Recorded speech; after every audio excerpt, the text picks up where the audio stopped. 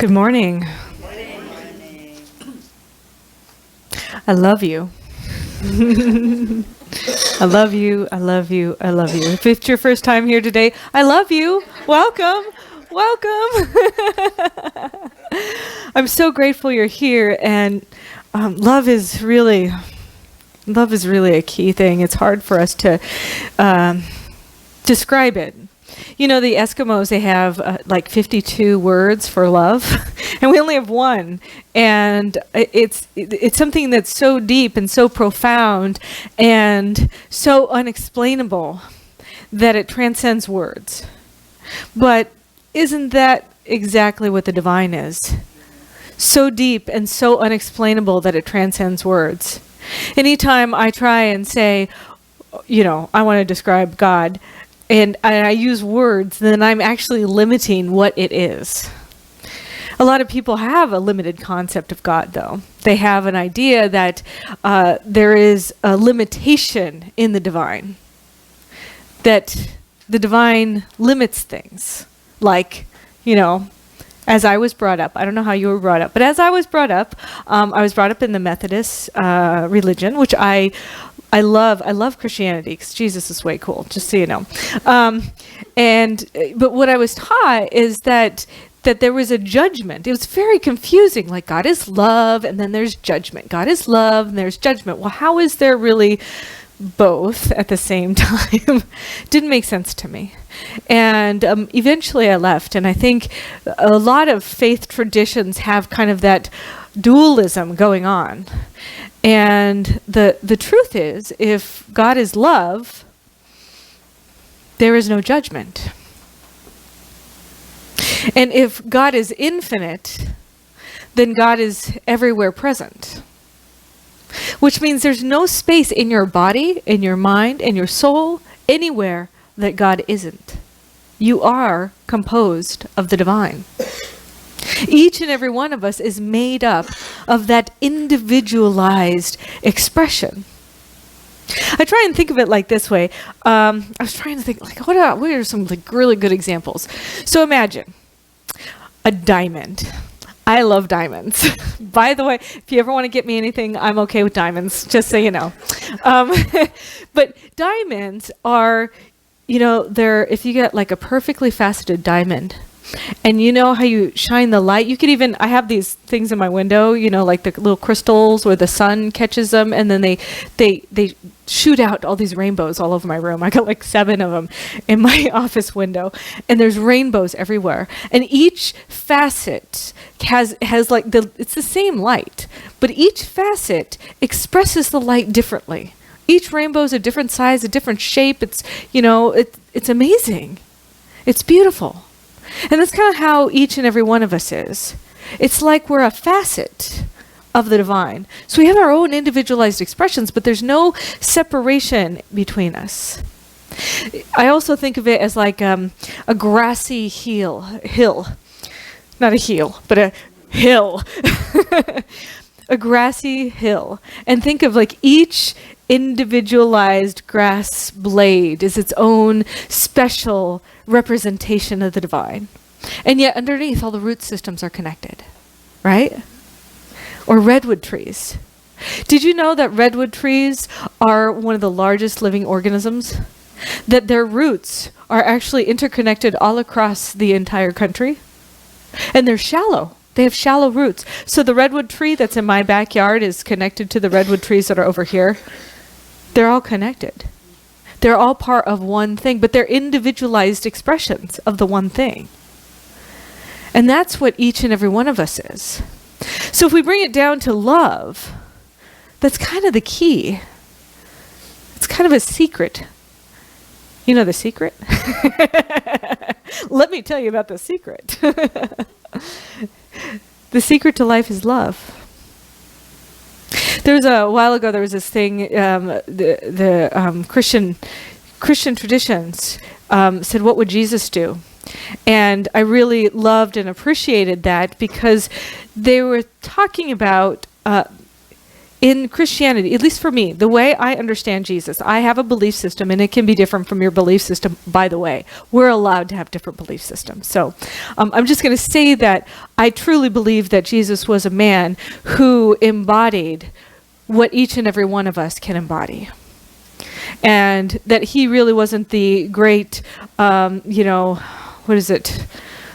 only person who could do what he could do. He was actually showing us what all of us have the potential to be. And so there's this huge, WWJD. Do you guys remember that? People had it on like their bracelets. Yeah. What would Jesus do? What would Jesus do? What would Jesus do?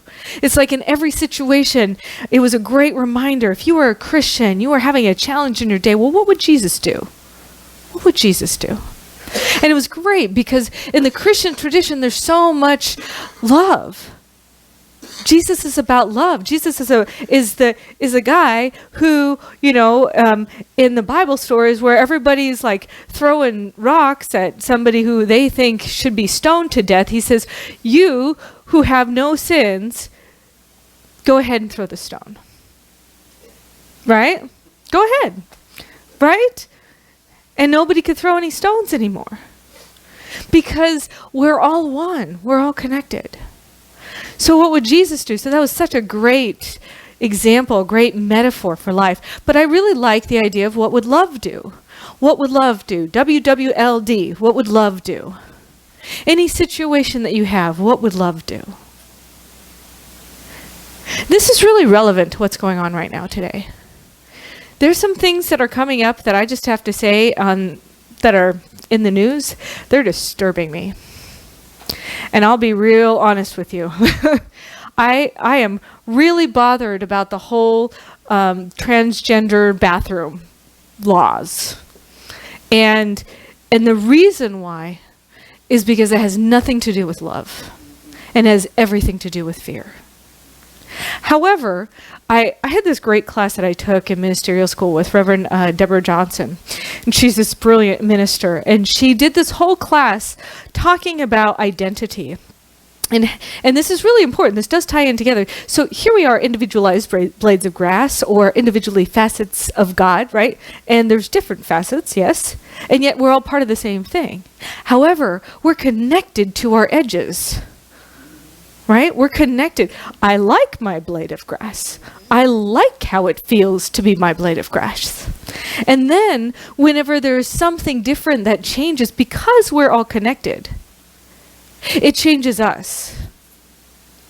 So if I redefine what it means, and now this is for me in the class that I learned, if I redefine marriage, for instance, because at the time I was like, why is everybody so mad that I married my wife? I don't understand. Well, I really got it. I really got it through this class. Because if I define marriage as a certain parameter, and somebody else, they get married in this certain parameter, but their identity is different in this parameter than my identity in this parameter. When I start saying, this is my identity, and they say, I say marriage, and they say marriage, they're two conflicting things because of who they identify themselves as. Well, I'm not a gay person, so I don't want to have that as my identity whenever I get married to this other gender.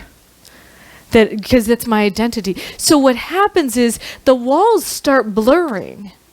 And whenever your walls of your identity start blurring, there becomes a little bit of breakdown. And when there's a little breakdown and things start changing, our bodies, our minds do not like it. You see, we have this little brain, limbic brain, the animal brain. And the animal brain in us is conditioned to not like change.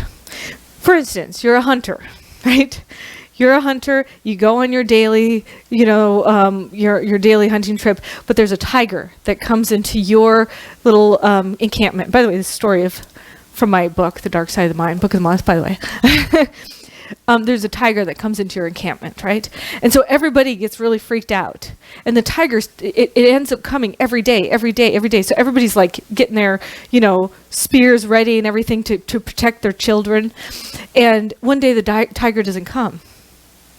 Well, you better believe they still have their, the weapons and stuff, because there's a threat. You're threatened. And whenever there's a threat, you hold on. You hold on because it's a protection. So our brains were designed to protect us. The subconscious brains were designed to protect us. Now, it doesn't make sense, because when our logical brains start going, well, I talk about being a person of love. I talk about being a person of integrity. I talk about being a person who cares about things. And yet, whenever our boundaries of our identity start melting away, that instinct within us comes up. There's a threat. There's a threat to my identity. And this is where the world is changing. So I get and I understand that there's a threat because the world is changing. There is a threat because we're starting to react from love. And everybody who hasn't been in that mode, reacting from love, is threatened. And whenever they're threatened, they start doing things to make sure that they stay safe. So this isn't about, hurting transgender people or hurting gay people for gay marriage. It's actually about the person feeling unsafe in their own identity, because as soon as their identity walls are blurred, they don't know who they are anymore. They've lost who they are. And at first, it was really confusing to me, because I was like, wait a second, by me being me, how can I be threatening who you are being you? How does that make any sense? And it makes sense when you go into the subconscious mind, where our belief centers and where our limbic brain, our little animal brain is formed. It's about that shield of protection. If I don't protect myself, then I could be hurt. But the deal is, when we start standing for love, then we start standing for those uncomfortable edges of our identities. We start standing for those blurred lines. We start recognizing that in the facets, they're connected. Or underneath the ground, the roots are all one. And so when I start realizing that what's going on out there is a part of what's going on in here, that's when I can start making a change. Because that's where the change happens. I could look all out there and be mad and be angry, but no, you know what? I'm changing in here. Where am I creating boundaries inside of me? Where am I limiting people in my life? Where am I saying, you know what? You're not like me, and so you have to stay over there. Where am I saying that in my life? And that's where I have my greatest growth opportunity. We're talking this month about kinship with all life in the global vision. And our quote is from Ernest Holmes. It says, "We see a world in which we live and grow as one global family that respects and honors the interconnectedness of all life." The interconnectedness. Ernest Holmes says that we see that the first principle of life is oneness. The first performance of life is multiplying itself without dividing itself. Life must be one, and that one, in order to be expressed, must be many. But the many, in order to exist, must live in the one. I was thinking of other examples, like there's a bunch of cells in my body. Each cell has a purpose. Each cell has a purpose, but it's all part of the body of God, right? The body of God. Or I have bones. I have individualized bones. Now, I need my bones to be alive. I need my bones to move. I need my heart to move. And each one of those aspects of me are unique expressions, but not separate, but so integral to the whole. And this is something really important too. I think that especially people who are in those spaces of forgetting that we're not separate, you are so integral to the whole. if you were not here, if you were not alive, if you were not part of this experience, and I mean alive as in not only in this body, but out of this body, like we don't die. If you were not you, God would not be God. Without you, God could not be complete. That's how important you are. I wish each teenager that walks in front of the train in Palo Alto would remember that. And yet I know that it's incumbent upon each and every one of us to remember it within ourselves, because when I remember, I'm connected to you. When I remember, you remember. When I know and see the truth of who I am, then I recognize that for you and through you.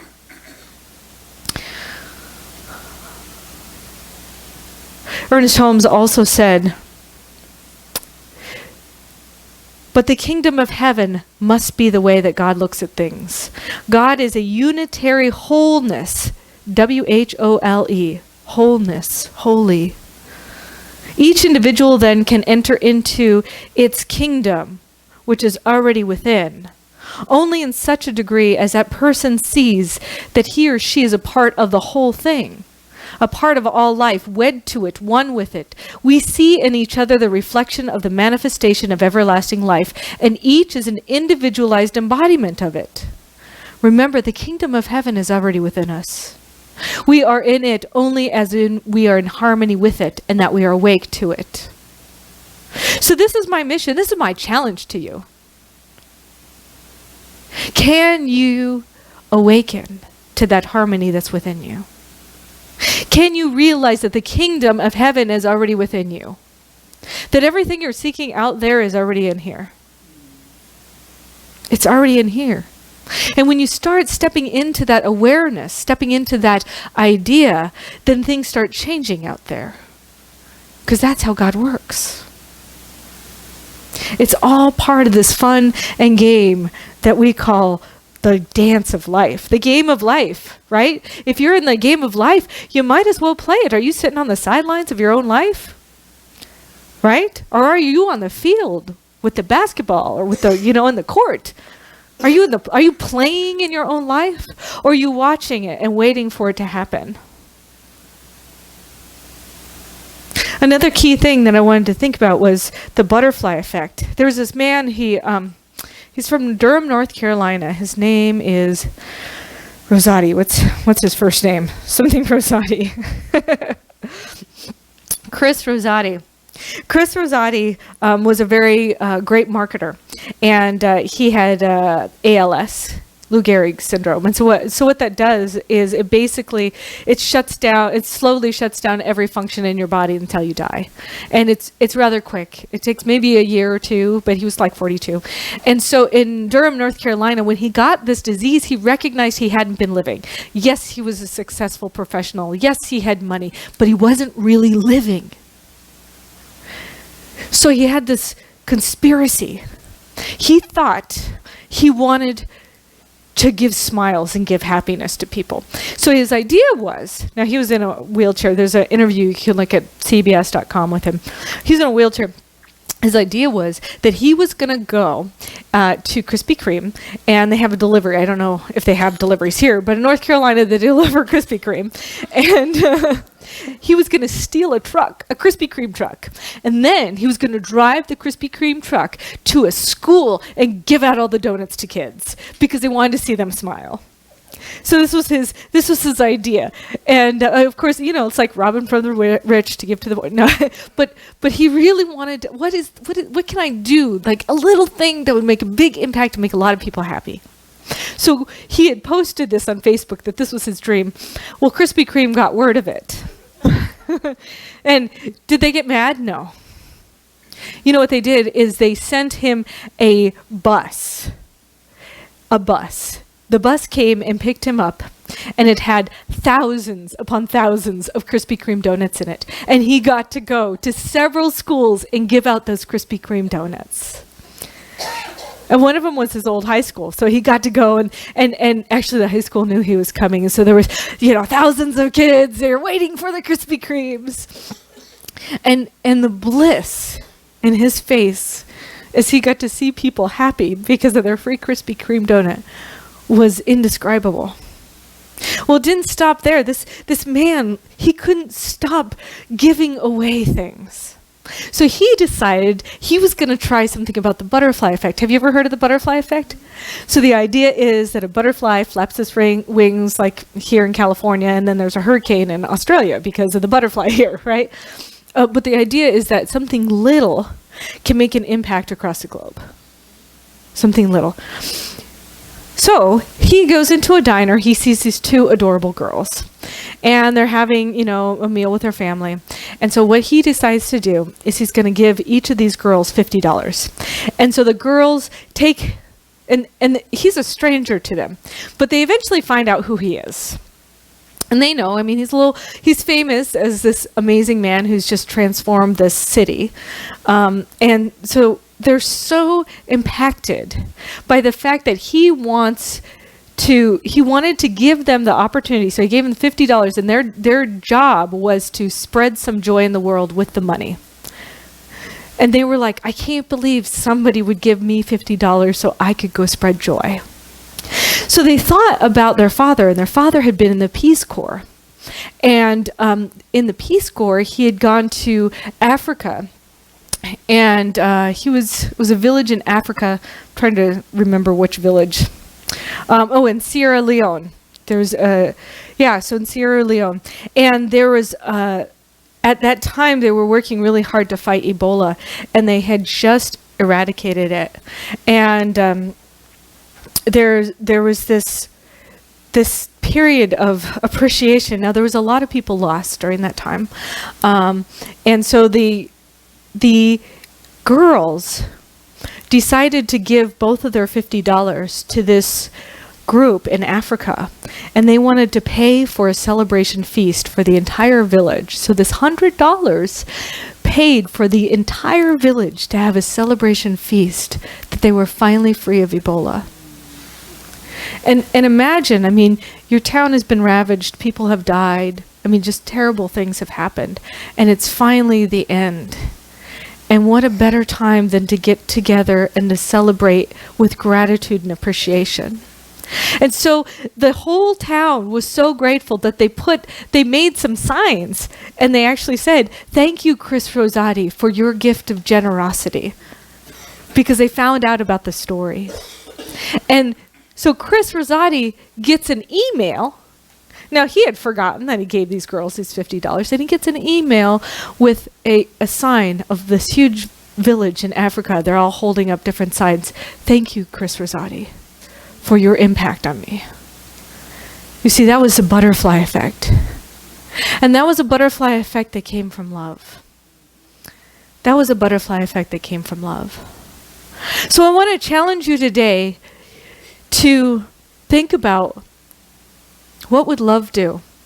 What is one little thing that I can do that I can help spread love in the world? What is one thing that I can do? Do you guys have some ideas? Tell me some ideas. Let's get some brainstorm working on. What's something that you can do to help spread love in the world? Smile, yeah. Yes. Yeah, so if you have kids, teach them meditation. Teach them meditation, yeah. Sing on the street. Have a party. Yeah. Oh, listen to someone. Listen. Be a kind driver. Share my story with a stranger. Yeah. That is so impactful. A lot of us don't realize that what we have gone through, so many other people have gone through. And even if they haven't gone through, just the authenticity and the vulnerability of sharing something that is challenging, that has happened through you in your life, actually helps connect us instead of disconnect us. That's beautiful. So I want you to think about this. What can I do? How can I be an impact in this world? Because everything that you do, every idea that you have, every step, every change within yourself impacts the entire world. And if you really want to see something different in the news, then it's going to start here. And I'm willing to do that. I'm willing to stand up for love. I'm willing to allow the uncomfortableness of my identity, the edges, be blurred in order for me to really feel and get and understand wholeness at a deeper level. I'm willing to go there. But I want you to come with me. Are you willing to be there too? Yes. Yeah, thank you. I love you. Namaste.